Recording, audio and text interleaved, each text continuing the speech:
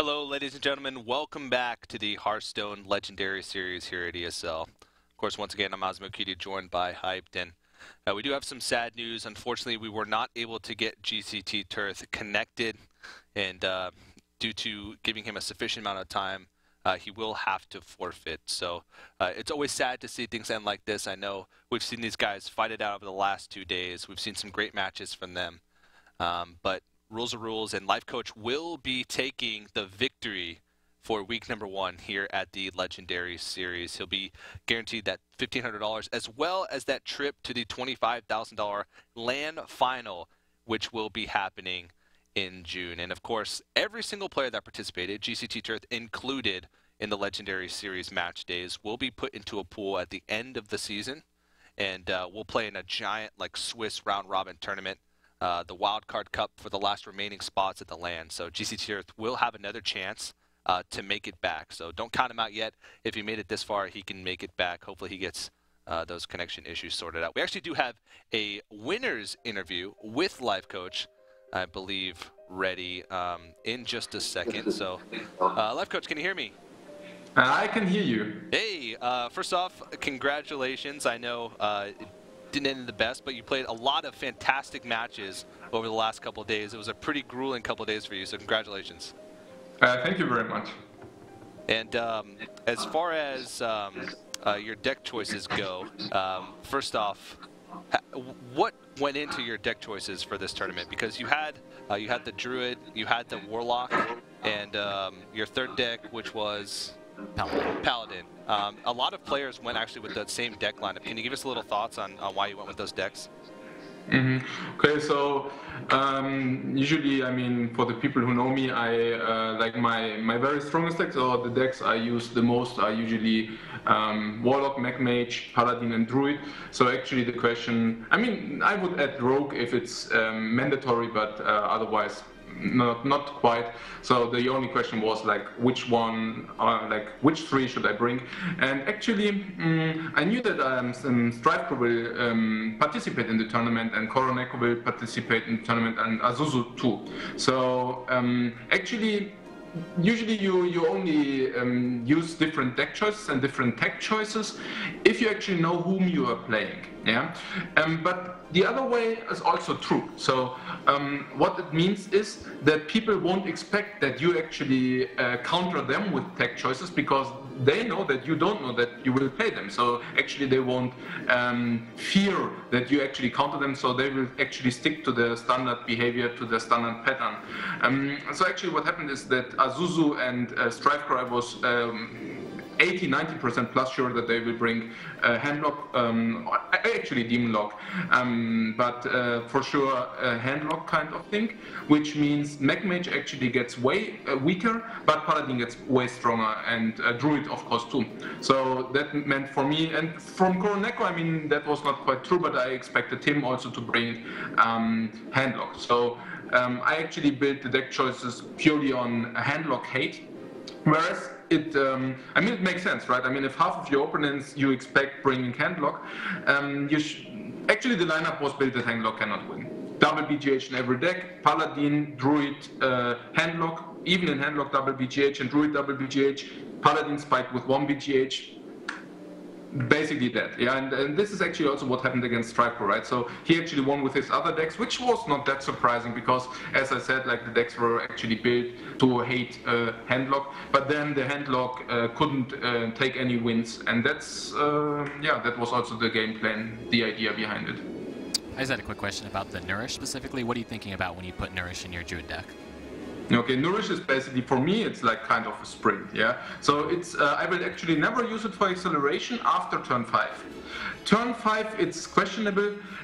Before turn 4, 5, of course, it always accelerates. So, which means once you pass turn 5, it's a sprint. And before you can simply do really nasty stuff with it. I mean, of course, like innovate into Nourish, and you have like suddenly a 70% to win the game probably. Yeah. You increase your chances a lot if you Nourish early. Oh, definitely. Also had another question. You've had an insane run in 2015. Is there anything specific you attribute that to? Was it New Year's resolution just to own at Hearthstone this year?